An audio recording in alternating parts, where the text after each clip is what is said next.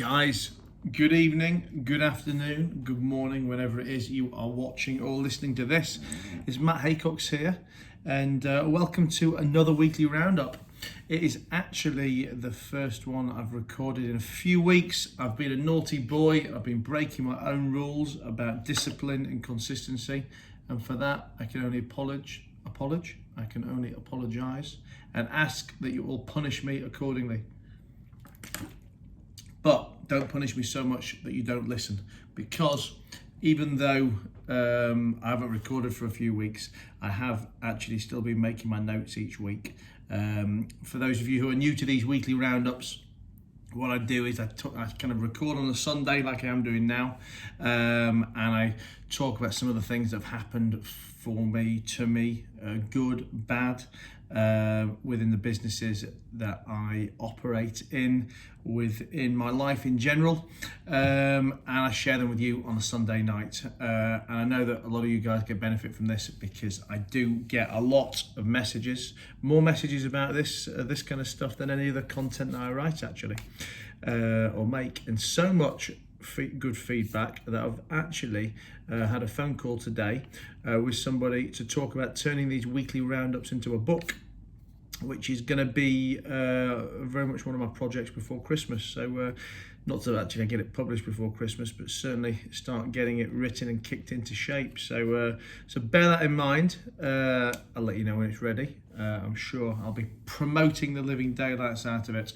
But yeah, in the meantime, don't worry that I haven't been recording for a few weeks, because I have still been making notes. Like I say, every day when something happens in business, I make a little note about it so that I can talk about it in these weekly roundups. So I've got about 3 or 4 weeks of notes of things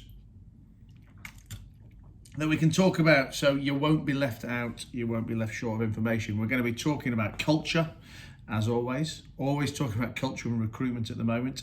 Massive part of our businesses at the moment, and it should have been a big part of it long ago. So I hope some of you guys can catch the curve earlier than I did and not make some of the mistakes that I have made, which is why I always do this stuff, to really let you guys learn from my experiences. As I always like to say, you only learn from mistakes, but they don't have to be your mistakes. They can be my mistakes, which make it a lot cheaper for you. What else we talk about? We're going to be talking about platforms, single platforms and multi-platforms, because about a week or 10 days ago, Facebook and Instagram went down for the day, or good part of the day. Oh my goodness, what disruption it caused. But there's a massive learning lesson from that. We're going to talk about business generated from these videos and why you guys should be doing stuff too, building your personal brands. We're going to talk about meeting up with an old friend, a guy who didn't really want me to be his friend for a long time, but we resurrected that relationship. We're going to talk about generating leads from social media, and we're going to talk about evolving and changing as a person. Still quite a few bits to talk about, so I hope you're going to love it. I'm here recording, by the way, from Dubai.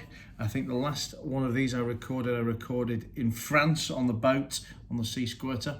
And I was supposed to then record in England, where I've been for the last few weeks, but I managed to, I don't know where the time went, honestly. I don't know where the time went in England, so we missed out on quite a few. But we're here in Dubai, where I've been living my best life, and I think that's something that I've been talking about it as well a lot lately, in some of these and some of my content in general. The importance of really being happy, being able to do what you want to do, I'm sure a lot of you guys look at kind of what I do and say, oh, that'd be great, but Matt's got more money, or I can't, you can't afford it, or whatever it may be. But then that has to be, I guess, your drive or your focus on what it is you want in life. I've been recording a lot of content over the last few days about health and fitness. I've been back hammering the gym here. Trying to lose a bit of weight. I've been off the booze. I've been eating better food. and just generally getting into the health and fitness. And a lot of you guys said to me, I said a week ago, who wants to be in like a health and fitness motivation group? I'll make a motivation group for to kind of tell you guys about what I do, what works for me, what doesn't work for me. And I had about 35 people probably put their hand up and said, yeah, please put me down for that. Love to get involved. And what I actually did, I didn't do it as a group in the end. I made it as like a video, because I thought it's better that I can share it with more people, not just the 35 people that said that they wanted to be a part of it. And put the first video up a couple of days ago. Obviously tag everybody in it who has expressed an interest in me helping them. I think two people out of the tagged 35, basically did as asked, commented, or kind of got involved in the process of what I was talking about. And really, that's just indicative of people's behaviours in general. Really, we're very good talkers, but we're not very good doers. And I mean, the whole health and fitness thing, it's not rocket science. Again, I'm not a gym bunny. I've never been in amazing shape, but I'm really getting into the importance and the value of of what positive impact exercise can have on all of my life. From just waking up and feeling better to being being a better performer at work, to having better relationships with friends or women or whatever it may be. So I'm really into it, and it's not hard. It's not hard to go to the gym or to go and walk if you haven't got time for the gym, or you can't afford a gym, or to to watch some YouTube videos and learn some exercises to do in the park or to do in your garden or whatever it may be. It's not hard, but you've got to fucking do it. And if you don't, obviously don't do the tasks, you don't get the end results. And I guess like the people who, for the same goes for the people saying, oh, Matt's been having a great time in Dubai, or he's been loving life on the sea squirter. I have, but none of this is out of reach to anyone. In the same way that a fatty like me can lose some weight and maybe even one day get a couple of abs showing. I was once a bankrupt. I have had a couple of near bankruptcies still along the way. I remember 4, 5, 6 years ago, probably more than that actually, maybe 6 or 7 years ago, when I was sat in my car in London waiting for a friend of mine to send me 60 quid so that I could fill my car up and be able to drive back from London to Leeds. Literally 6 years ago, I had to wait for someone to send me 60 quid petrol money. This summer, I'm filling the boat up with 6 grand's worth of fuel in a petrol tank. So if I can do it, you can do it too. Whether it's money, whether it's health and fitness, whatever it is, you just got to decide if you want it. And if you don't, if you don't want it, I'm not telling you what you need to want, but what you do want will come at a cost of effort, maybe a cost of giving some things up. But what do you want? If you want the end results, you've got to put in the effort. You've got to follow the process in the meantime. And these processes are never rocket science. And I lay out my plans for you week in, week out, day in, day out, on Facebook, YouTube, Instagram, wherever it is. None of what I do is a secret. Tell you how to do it. All you have to do is apply. So yeah, that is my thought of the day. And I guess actually that leads me on to one of the things that I was talking about here, that I've been evolving a lot. I guess we all evolve, don't we always? But I've been putting a lot of effort in lately to things like understanding culture, to wanting to change recruitment and retention, to wanting to put more effort into businesses or change the things that I'm prepared to settle for. And I know 100% that people in my team, people in my businesses think that I'm changing, and probably don't like me for it. And you know what? They're right. I am changing, and I don't give a fuck that they're not happy, and I don't give a fuck that they don't like me for it, because ultimately I am trying to take myself and our businesses to what I believe is a better place. They may not think it's a better place, but I do, hence why I'm doing it. And that is going to take effort, it's going to take pain, it's going to take change. And some people undoubtedly will be left behind. And that is, I guess that's like anything in life. But I very much believe in the things that I want to do now. I think they're for the greater good. I think they're going to make me a better person. I think they're going to make me a better operator. I think they're going to make our businesses a better place to be in, for the people who want to be in them. So think about that, when you get pushback from people when you're trying to make changes in your life. Undoubtedly, the people that you're always surrounded with are going to, they're going to act and feel and behave as they always have done. And that may not necessarily be, and is probably very unlikely to be, conducive to your growth if you're trying to go to a different place. Obviously, it's a cliche, it's an old adage of, you are the product of the 5 people that you're around, or, if you're the smartest person in the room, you're in the wrong room. If you're the richest person in the room, you're in the wrong room, all these kind of things.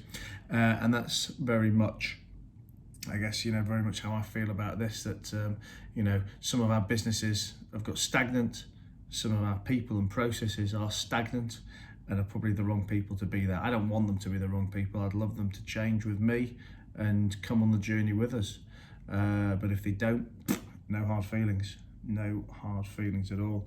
And yeah, talking about culture, we had an awkward conversation. Well, I say an awkward, I didn't really find it awkward. It was potentially going to be awkward. A particular team member, in a team that's got 6 or 7 people in it, this guy, bit of a, I'm trying to think of a polite word, bit of a dickhead, to be honest.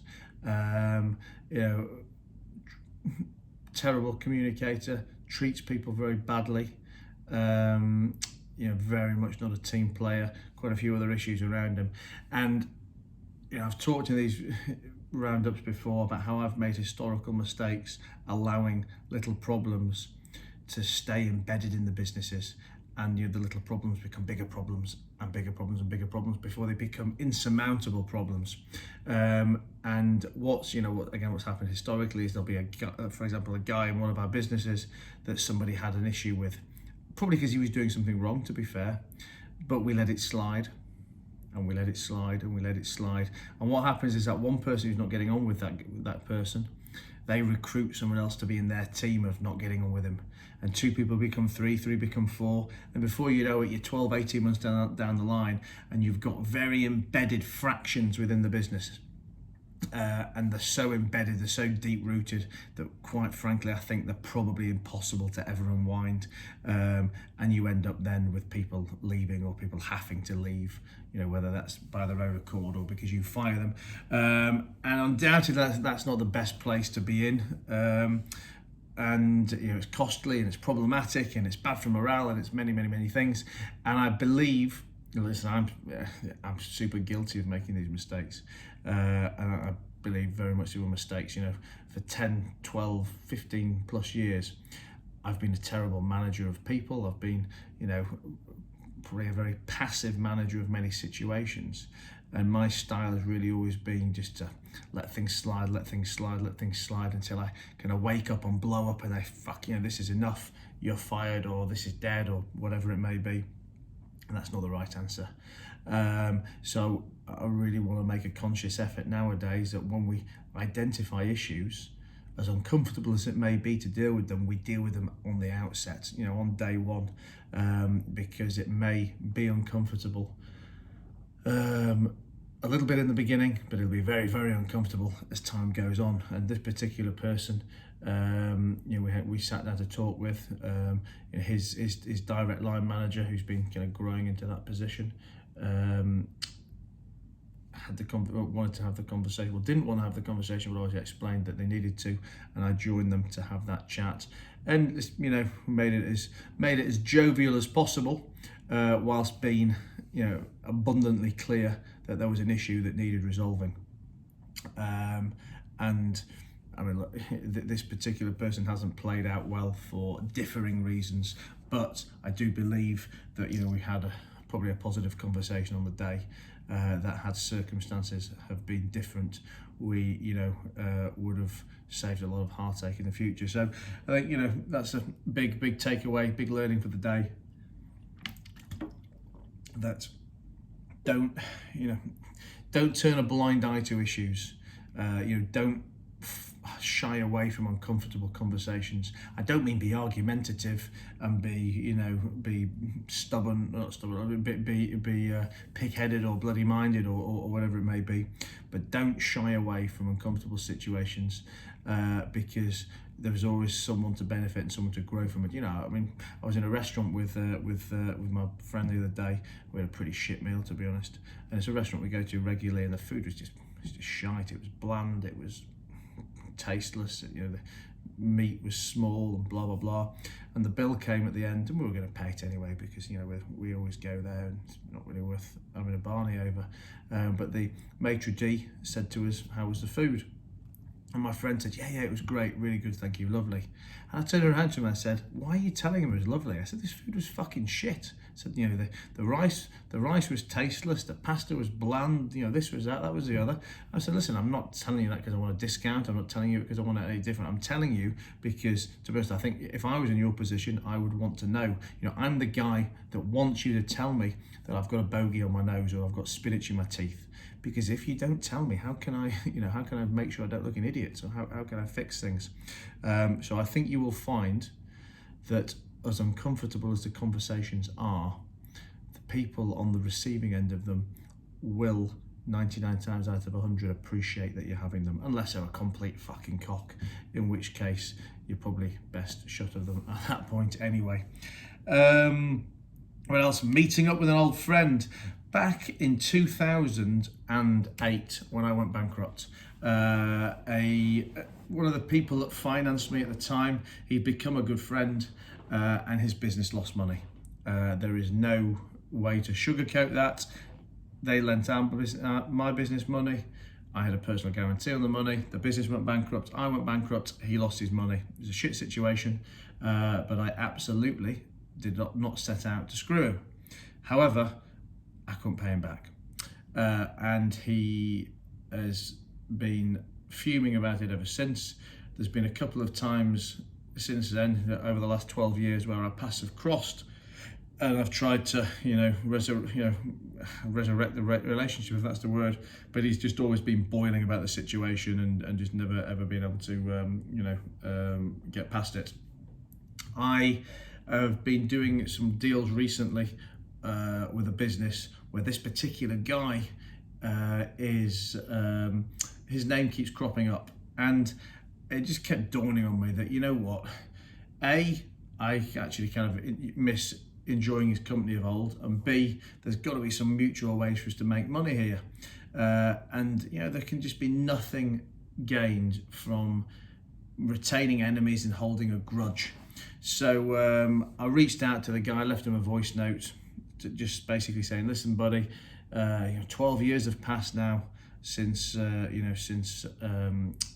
lost that money. I said, it's never easy losing money, but look, as a lender, I'm someone that loses money on a daily basis. And I said, and I believe that as a lender, you have a decision to make. You've got to ask yourself, did that person set out to fuck me? Or did circumstances in the usual course of business run away with themselves and a loss was caused? And if it was the former, if they've set out to fuck you, then fine, cut your ties, go to town on them. But if no one set out to cause loss, if a lender lent to try and make money and a borrower borrowed to try and make money, then I think you've got to ask yourself, why do you want to have a fight here? Because it was unavoidable, it was unintentional. Yes, it was horrible, but nobody set out to cause the other person harm. And if that's the situation, my belief is, I've got a couple of people I deal with now, one person in particular who's, I've lost a lot of money to, and it's caused me a lot of headaches along the way. But I also know that, that it was never really intentional, and he tried to help me in ways that actually just didn't work out. And I've got a decision to make. I can fall out with them and lose a relationship, and also lose the opportunity to make future money with someone, or I can not be stubborn about it. I can swallow that situation, and I can be open-minded to the fact that I can probably make some more money out of this guy in the future to make back some of my losses, and I can certainly maintain a friendship and have a relationship in my circle. And that is always the view I take.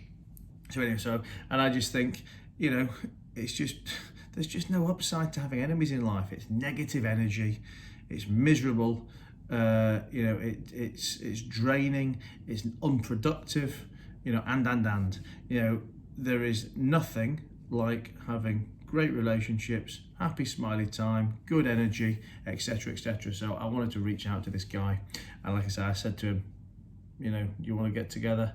I'd love to buy you dinner. I don't want any money from you, don't worry. I just don't want to have an animosity between us, and I also think that our paths can cross to maybe make some money back that you lost and rebuild a relationship. So if you don't want to do that, no hard feelings. I won't ask you again, I won't bother you again. But if you want to do it, dinner's on me, and let's see where we go.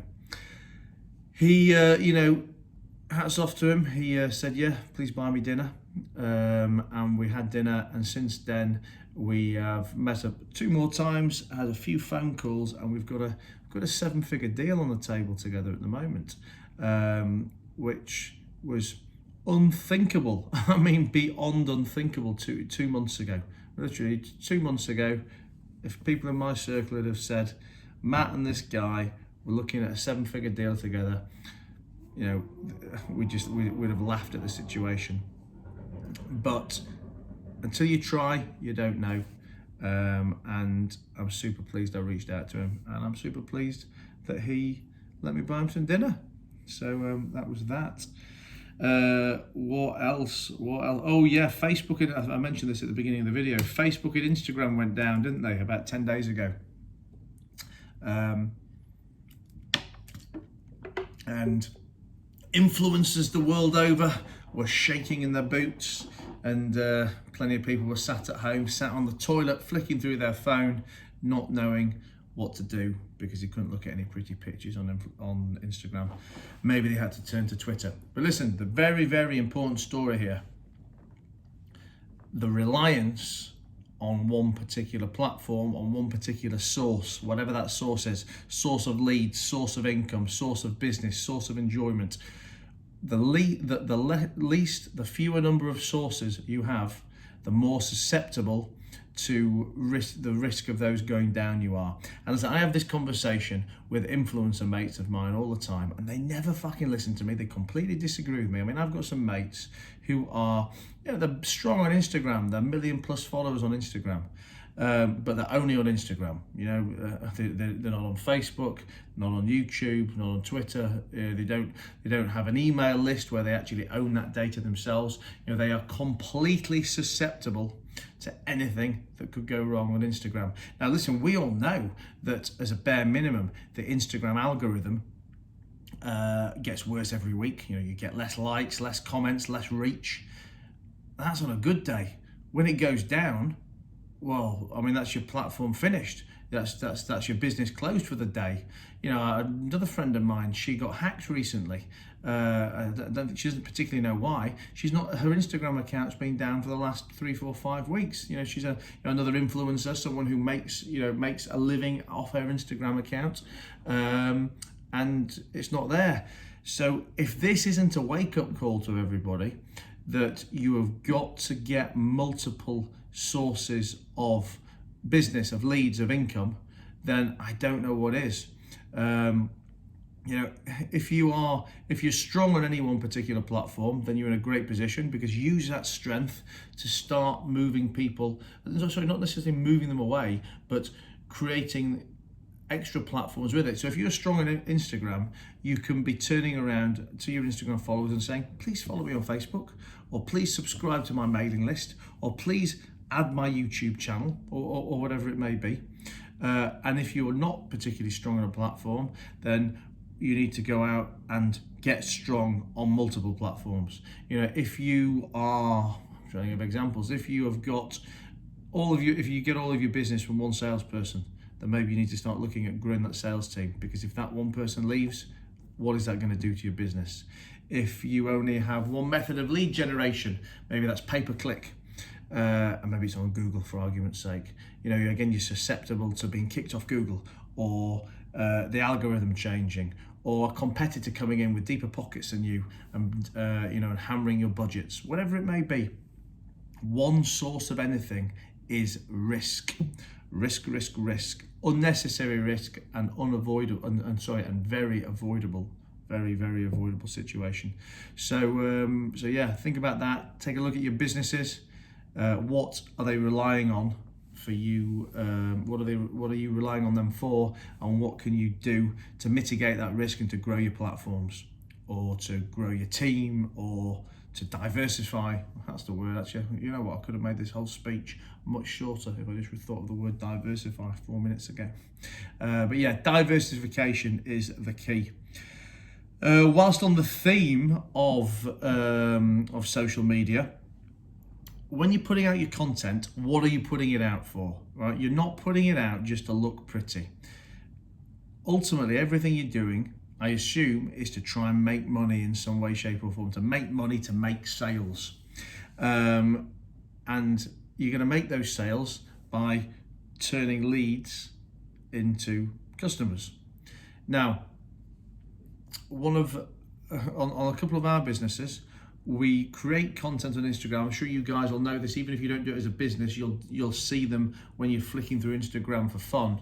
You see these polls, don't you? When people say choice A or choice B, like some of the hot girls will be wearing two outfits, outfit in yellow or outfit in red, and you got to click which one it is.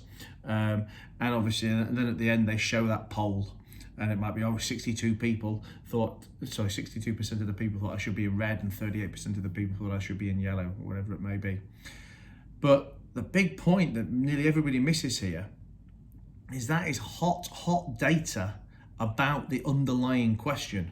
So if, or like me, you're a shoe retailer, you're a fashion retailer, for example, and somebody says, and we ask the question, do you prefer the model in the blue jeans, or do you prefer the model in the black jeans? There's two pieces of information you're going to get from that. What I think is the lesser important information is the fact that, for example, more people say blue than black. You could argue that if you think that more people like the blue than the black, then you could go and buy more blue jeans than black jeans. So maybe that you think that's a data, but for me, that's not the important data. The really exciting data is when you look on your Instagram account, you will see exactly who says they like black jeans and exactly who says they like blue jeans.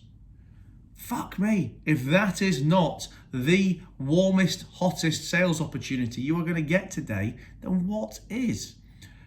If Steve says he likes the blue jeans, you've got to be reaching out to him and entering conversation, nurturing that lead, warming him up, whatever that may be, giving him a discount code, inviting him to the shop, just engaging in conversation about blue jeans. And you've got to forget vanity metrics, right? Forget the fact that you may have 10,000 followers or 1 million followers or whatever it may be. All you care about, all you should be caring about, is the hot ones that are going to make you money. And if 67 people have said they like blue jeans, then jump on those 67 people, forget everybody else, jump on those 67 people and sell them some fucking blue jeans, or whatever product it is you sell. But you understand what I'm saying? There's all these little funky things you can do on Instagram or Facebook or different social media platforms, polls, questions, whatever, where you can ask a question and get feedback. But not only are you getting feedback, you actually know who is giving you that feedback, and you can then target those people in the DM or however it is you're going to do it. So important, so simple, like everything I always talk about, so simple, but it just needs doing. And just to wrap up with, I get a lot of people say to me, these are not the people that know me, the people that I'm kind of in business with, saying, why do you do these videos, or why do you create this content? What business do you actually get from it? Now, my answer is always, I can't tell you about one specific piece of business than I've got from one individual video or from one Instagram post or one Facebook post or whatever it may be. But what I can tell you as a global collective is that if you don't know me, then you can't do business with me. You know, have you ever done business with someone you don't know? You don't. Okay. You may have gotten to know them through another method, but you do business with people that you know. So when you are known, you get opportunities. The more known you are, the more opportunities you will get. So whilst I can't specifically think of one specific example from one video, I can tell you that week in, week out, I will get messages, emails, on email, on social media, unsolicited opportunities, whether that's opportunities to invest in a business or to make a loan. Obviously most of these, to be honest, are not anything that I'm interested in, but that's the same in life anyway. Whether it's social media, whether it's the telephone from a cold call in the office, most things probably aren't of interest to you. But unless you get to see these things, how do you ever get to make the distinction between what you do and don't want? From my YouTube channel, I got contacted by Channel 5 to go on Rich House Poor House. And again, people say, well, why did you go on Rich House Poor House? What's in it for you? Now, other than having a great experience on there, what's in it for me is good exposure. I can't tell you what's going to come from that particular, from the exposure, but I can tell you that if people don't know who I am, they can't deal with me. So, the reason I do any of this stuff is so that people know who I am, people know me to deal with me, and also they'll remember me because and actually this was on my notes, but this is an interesting point.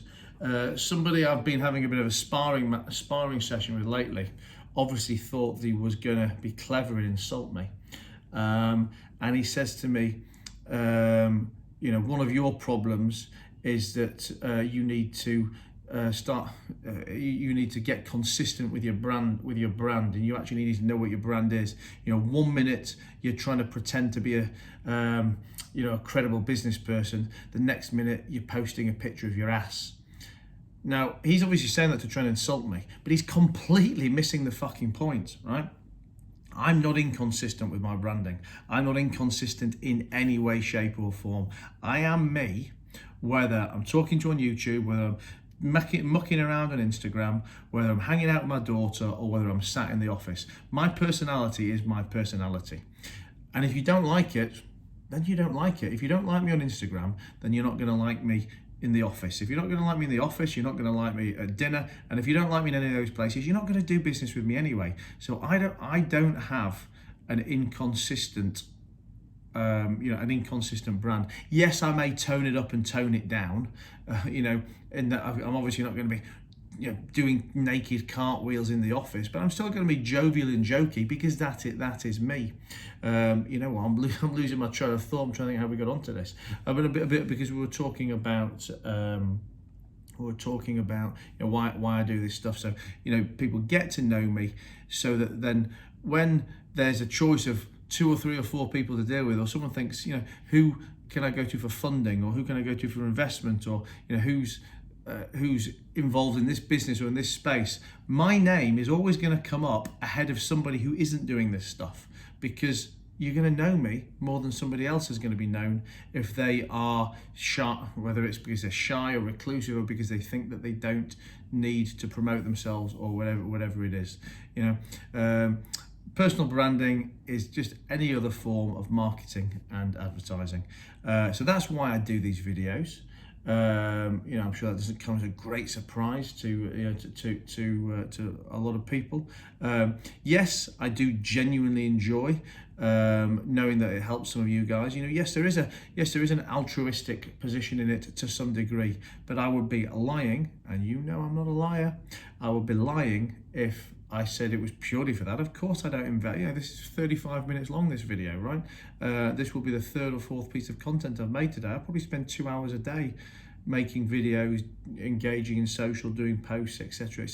I don't spend 2 hours a day for the good of my health and for purely altruistic reasons. I do it because I know that it gets me known, it gets people to engage with me, and being known and being engaged with ultimately leads to opportunities. And the more opportunities you get, the more fun you're going to have, the more friends you're going to make, the more money you're going to make. And that's it, really. Can't really say any more than that.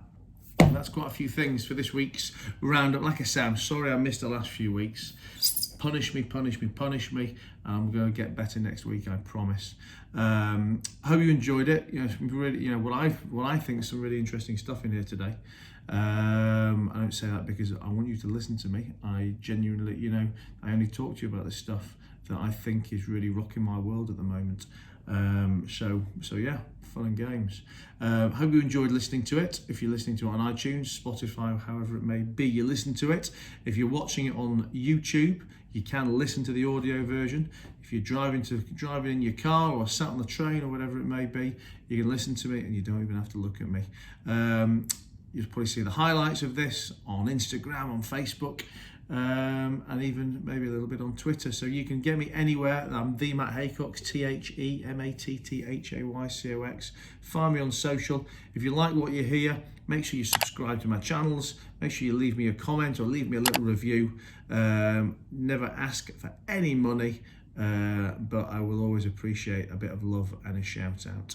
So until the next time, have a great week. Hope you enjoyed listening, and I hope you get some success and some fun along the way from implementing the stuff that I've been talking to you about. See you later, guys. Take care.